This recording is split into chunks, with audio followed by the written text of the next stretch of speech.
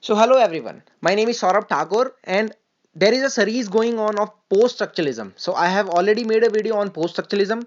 So before watching this video, you can watch that as well. And I have also made videos on structuralism also. And I have discussed Roland Barthes as a structuralist. And I have discussed his work Serzer, and he has given some terms in that work and according to the structuralist ideas.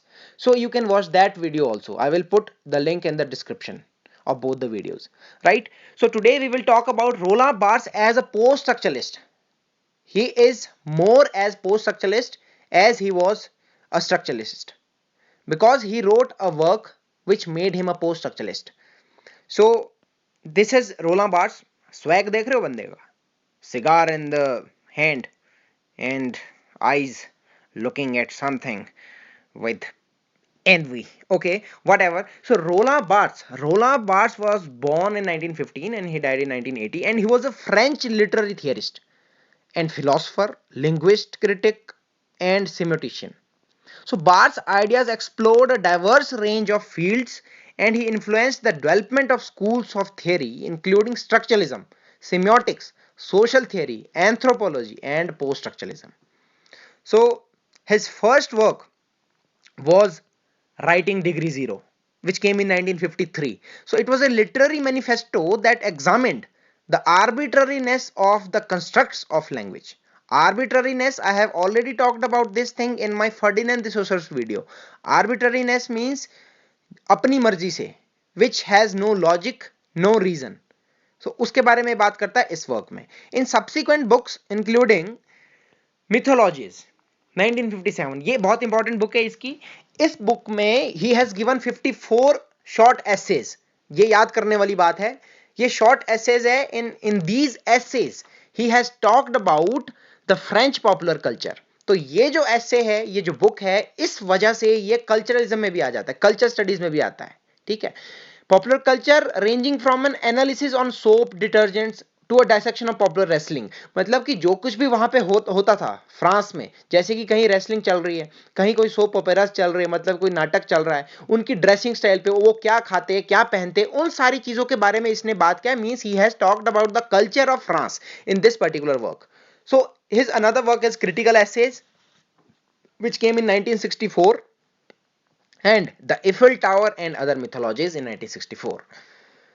And he also wrote one another work on Racine, which came in 1963. So it sets off a literary furor in France. And his most important and very important work, Serza, which came in 1970, and I have already talked about this particular work in my last video on Roland Barthes. So do watch that.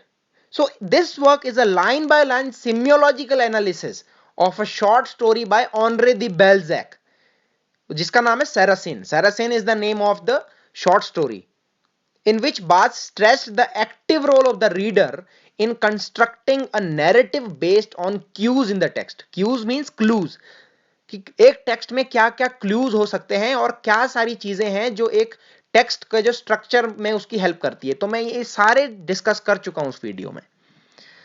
तो अब हम बात करते हैं इसका again most important work. देखो दो work है इसका याद करने लायक, एक सर्जर और एक ये the death of the author in 1968. So this work is very important, and this work made him a post-structuralist. Earlier he was a structuralist when he wrote Serzer, because he has given some structures and he has divided that Saracen into many things and many structures and many sections. So that made him structuralist. क्योंकि structuralism में क्या होता था, they believed that there is a particular structure and the meaning is fixed. लेकिन post structuralism वाले क्या कहते हैं, वो आप वीडियो भी देख लेना, उसमें अच्छे से समझ आ जाएगा आपको कि there is no fix meaning. So in this work he talks about the notion that whenever an author writes a work, he dies and a reader is born. जब भी एक इंसान कोई वर्क लिखता है तो वो मर जाता है उसी वक्त, एक हिसाब से उसका वजूद खत्म हो जाता है और एक रीडर पैदा हो जाता है. फिर वो रीडर जो है उसको अपने हिसाब से इंटरप्रेट करता है. There can be many readers and they can interpret a work at their own and by their own understanding. So it means a work can have many meanings, numerous meanings. So meaning is not fixed. ये idea था post structuralist का. तो इसी idea पे इसने ये book लिखी, इसीलिए ये जो बंदा था ये क्या बन गया, पोस्ट स्ट्रक्चरलिस्ट. अब हम बात करते हैं कि इसने जो मिथोलॉजीज थी 1957 में, उसमें किस बारे में बात की. So he found semiotics, the study of science, useful in these interrogations. What interrogation? He studied about the French society. He noticed the French society, that how people eat, how people talk, how people wear, and what do they do. So उसने पाया bourgeois society में, bourgeois होते हैं merchant class, तो उसमें उसने पाया कि there are different types of signifier and signified. So he found semiotics, जैसे मैंने कहा, and Barthes explained that these bourgeois cultural myths were second order signs. Second order signs, SIGNS, signs, और connotations. Connotation मतलब कि symbolical meaning, कि इनका meaning जो था वो कुछ हटके था. क्या था? A picture of a full dark bottle is a signifier that relates to a specific signified. देखो, अगर आप ये वीडियो बिना स्ट्रक्चरलिज्म को जाने या फिर बिना पोस्ट स्ट्रक्चरलिज्म या बिना फर्डिनेंड द सोसर के बारे में जाने देख रहे हैं तो आपको ये वीडियो नहीं अच्छे से समझ आएगी. तो बेटर है कि आप वो वीडियो एक बार देख लेना. तो मैंने उसमें सिग्निफायर, साइन, सिग्निफायर और सिग्निफाइड की बात की है फर्डिनेंड द सोसर वाली वीडियो में.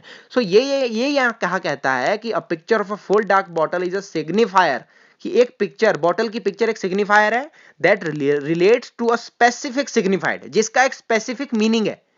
अ फर्मेंटेड अल्कोहलिक बेवरेज, क्या मीनिंग है? एक अल्कोहल की जो बोतल है, एक जो खाने की पीने की चीज है वो है, ठीक है. But however the bourgeoisie relate it to a new signified. लेकिन बॉर्जवाजी ने क्या किया, जो बॉर्जवाज थे फ्रांस में, उन्होंने क्या किया, उन्होंने उसका एक नया सिग्निफाइड बना दिया. क्या बनाया? The idea, they related that signified to the idea of healthy, robust and relaxing experience. Means when you drink something, when you drink alcohol, so it gives you pleasure and it gives you relaxing experience, and the idea of healthy notion that if you drink this so you will be healthy. तो उन्होंने इसका signified ही बदल दिया, ठीक है. तो इस हिसाब से ये उस सारे जो मिथ्स है, इसने मिथ्स की स्टडी की, कल्चर की स्टडी की, उस वजह से ये कल्चर स्टडीज में भी आता है roller bars. So he also wrote another book the fashion system. ये फैशन सिस्टम भी उसी पे बेस्ड है, क्या क्या उसने फैशन वगैरह के बारे में स्टडी की. सो अब हम बात करते हैं that once upon a time he travel to Japan when in the year 1966 and there he wrote this book. No, not this one. So this is also another book by him, The Structural Analysis of Narrative, 1977. You can just learn this. And the book I am talking about is Empire of Science. So he wrote this book, Empire of Science, when he traveled to Japan in 1966. So it was published in 1970. So it was a meditation on Japanese culture's contentment in the absence of a search for a transcendental signifier. अब transcendental signifier क्या है? ऐसा signified which gives meaning to other. वैसे signified is something which is final, but if a signified is giving meaning to something other, then it is a transcendental signifier. इसके बारे में बात करता है. अब मेन बात क्या है कि the same trip Barthes wrote that is largely considered to be his best known work, The Death of the Author. So The Death of the Author जो बुक इसने लिखी वो भी इसी ट्रिप पे लिखी 1968 में. So it was an essay, The Death of the Author 1968, जिसके बारे में मैं पहले बात कर चुका हूं, जिस बुक ने इसे पोस्ट स्ट्रक्चरलिस्ट बना दिया. देखो इसमें आपको याद करने वाली चीजें सिर्फ ये है, आप वर्क से याद रखो इसके, और उनकी पब्लिकेशन डेट से याद रखो, और जो मैं टर्म्स अभी बताऊंगा वो याद रखो. इतना बहुत है, ज्यादा डीप जाने की जरूरत नहीं है. मैं फिर भी कोशिश करूंगा कि आपको समझाऊं एक एक चीज अच्छे से. So in the late 1970s Barthes was increasingly concerned with the conflict of two types of language. अब वो क्या टाइप्स थे? That of a popular culture, which he saw as limiting in its titles and descriptions. Popular culture मैं बताऊंगा भी क्या है. And दूसरी जो चीज थी, इसने बात की न्यूट्रल के बारे में. Popular culture and neutral, which he saw as open and noncommittal. Neutral था वो ओपन था, लेकिन जो पॉपुलर कल्चर था वो कहीं ना कहीं लिमिटिंग था. He called these two conflicting modes the doxa and paradoxa. ये दो टर्म्स दी इसने, डॉक्सा और पैराडॉक्सा। अब डॉक्सा का मतलब क्या था? Doxa means the common language, जो कि आम भाषा है, वो है डॉक्सा अकॉर्डिंग टू हिम।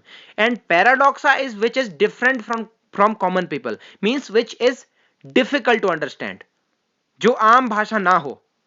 कहीं जगह लिखा होता ना कि यह आम रास्ता नहीं है, उसी तरह से कि यह आम भाषा नहीं है। पैराडॉक्स आपको पता है क्या होता है? Paradox is something which is difficult to understand. तो उसी तरह से ये दो टर्म्स हो गई। Then he wrote another book, the pleasure of the text, 1975। Pleasure of the text, नाम से ही आपको लग रहा है कि ये मजे की बात करने वाला है, प्लेजर की बात करने वाला है, जो कि हमें टेक्स्ट से मिलता है। अब वो कैसे मिलता है? So this pleasure of the text, it was a study that focused on a subject matter he felt was equally outside the realm of both conservative society and militant leftist thinking। मतलब कि एक ऐसा subject matter जो कि conservative society, जहां मतलब वो society जहां पर बहुत नॉर्म्स, बहुत रूल्स एंड रेगुलेशंस होते थे, बहुत ही प्रिंसिपल्स होते थे सोसाइटी के, उससे, और मिलिटेंट लेफ्टिस्ट, मिलिटेंट मतलब कि विच इज वेरी वायलेंट, जो कि हमेशा लड़ने को तैयार है। लेफ्टिस्ट, लेफ्टिस्ट लोग कौन होते हैं? ये जो कम्युनिस्ट होते हैं, ये हमेशा लड़ने को तैयार रहते हैं, रेवोल्यूशनरी आइडियाज पे इनकी आइडियोलॉजी चलती है, तो हमेशा लड़ने के लिए तैयार रहते हैं कि बस अपोज करना किसी भी चीज का। तो इन दो चीजों से हट के इसने क्या चीज को चूज किया? हेडोनिज्म। अब हेडोनिज्म क्या है? हेडोनिज्म होता है जब आप सिर्फ मजे लेना चाहो किसी चीज के, प्लेजर। अब the theory he developed out of this focus claim that while reading for pleasure is a kind of social act। क्या कहता है ये? अगर आप मजे के लिए पढ़ रहे हो, so that is a kind of social act through which the reader exposes his him the reader exposes him or herself to the ideas of the writer। जिसमें कि वो जब पढ़ता है तो वो बिल्कुल राइटर से बिल्कुल कनेक्ट कर पाता है। कैसे? पूरा उसके जो आइडियाज है उससे कनेक्ट कर पाता है। So this is the final cathartic climax of this pleasurable reading. Cathartic, catharsis से आया है। Catharsis is a term by Aristotle which means the purgation और the purification of your emotions and ideas. तो एक cathartic climax जो है वो कब आता है? ये प्लेजर कब मिलता है हमें पढ़ने से? When he termed the bliss, जो ये जो चीज थी इसको इसने क्या टर्म किया? Which he term the bliss in reading और जुएसांस। ये इसने टर्म दी कि ये जुएसांस क्या है? It is a point in which one becomes lost with in the text. जब हम खो जाते हैं पूरी तरह एक टेक्स्ट में, मजा। अब इसके मीनिंग्स आप देख रहे हो, जॉलिटी, मेरीमेंट, जॉलीनेस, हैप्पीनेस, ये होता है मीनिंग जुएसांस का। तो इसका मतलब है कि जब आप पूरा खो जाते हो ना किसी लिटरेरी टेक्स्ट में, पूरा मजा ले रहे होते हो उसका, पूरा कनेक्ट कर पा रहे हो तो एक एक वर्ड से और एक एक एक्सप्रेशन से, जो कि राइटर आपको कहना चाह रहा है, जो कि आपको समझाना चाह रहा है, उसे ये कहता है जुएसांस। तो ये इस प्लेजर के बारे में बात करता है ये कौन सी बुक में? The pleasure of the text में, 1975 में। तो बहुत सारी चीजें आपको नहीं जानने को मिलेगी इस वीडियो में, इसको देखते रहो। अब ये बात करता है मोस्ट इंपॉर्टेंट टर्म्स जो इसकी है, readerly text and writerly text. अब ये क्या बोला है? So these terms were are most explicitly flashed out in सर्जर। जो ये टर्म्स है they come from his work सर्जर, ये याद रखना। While the essay from work to text, एक ये ऐसे था फ्रॉम वर्क टू टेक्स्ट, कौन सी बुक से था? इमेज म्यूजिक टेक्स्ट से, 1977। So this was a work, image music text, from which this essay from work to text comes out। And in this essay he also talks about readerly text and writerly text, but mainly he has explicit, or this idea is most explicitly fleshed out in सर्जर। ये याद रखना, कहीं question आए तो सर्जर ही उसमें सही करना। अब हम सबसे पहले बात करते हैं रीडरली टेक्स्ट की, कि ये रीडरली टेक्स्ट क्या है। रीडरली टेक्स्ट सिंपल, जैसा कि नाम से ही लग रहा है, which is made to read only, मतलब कि जिसमें कुछ ज्यादा सोचने वाला हो नहीं, पढ़ो और मजे लो। जैसा कि चेतन भगत है हमारे भाई साहब इंडिया में, वो ऐसी टेक्स्ट लिखते हैं जिसको पढ़ के मजा आता है, लेकिन उसमें कोई डीप मीनिंग नहीं होता। उसमें क्रिटिक कुछ लिख नहीं सकता, कुछ ज्यादा सोच नहीं सकता, बस ये कि पढ़ो, स्टोरी का मजा लो और आगे बढ़ो। So this is a text that makes no requirement of the reader to write और produce their own meanings. Means the meaning is totally clear, that you have no need to think at your own कि भाई इसका क्या मतलब होगा। Meaning इतना clear होता है कि ज्यादा सोचने की जरूरत ही नहीं पड़ती। सो द रीडर में passively locate readymade meaning. Readymade meaning आपको मिल जाता है इसमें. So Barthes writes that these sorts of text are controlled by the principles of non contradiction. Non contradiction means there is no contradiction in this text. मतलब कि there is no opposite meaning, there is one meaning only and very easy meaning. That is they do not disturb the common sense और डॉक्सा. मैंने डॉक्सा भी बताया था ना, common language. सो जो readerly text है दे do not disturb the common sense. मतलब कि आप उन रीडर्स जो वो टेक्स्ट पढ़ रहे हैं, आप उसको कॉमन सेंस से समझ जाओगे, उसमें ज्यादा दिमाग लगाने की जरूरत नहीं पड़ेगी. वो होता है रीडरली टेक्स्ट, सिर्फ पढ़ने के मकसद से बनाया गया हो. अब बात आती है राइटरली टेक्स्ट की. राइटरली टेक्स्ट क्या है? जिसे देखकर, इसी का अपोजिट है बिल्कुल, अभी आपको पता लगेगा. A text that aspires to the proper goal of literature and criticism. एक ऐसा टेक्स्ट जो कि लिखा जाता है इस मकसद से कि उस पर एक प्रॉपर क्रिटिसिज्म हो, उसका प्रॉपर एक स्टडी हो, to make the reader no longer a consumer but a producer of the text, by reading which a reader becomes a producer rather than a consumer. Means if I am reading a text, so that text must be so meaningful that I can write something on that text and I can produce something of my own by reading that text. So that text must be that much meaningful. इतना मजेदार होना चाहिए वो. मजेदार तो खैर readerly होता है, लेकिन मजे यहां पर है मीनिंगफुल होना चाहिए. तो so writerly text and ways of reading constitute, in short, an active rather than passive way of interacting with a culture and its texts. So इसमें पैसिविटी किसमें थी? रीडरली टेक्स्ट में. एक्टिविटी इसमें है राइटरली टेक्स्ट में.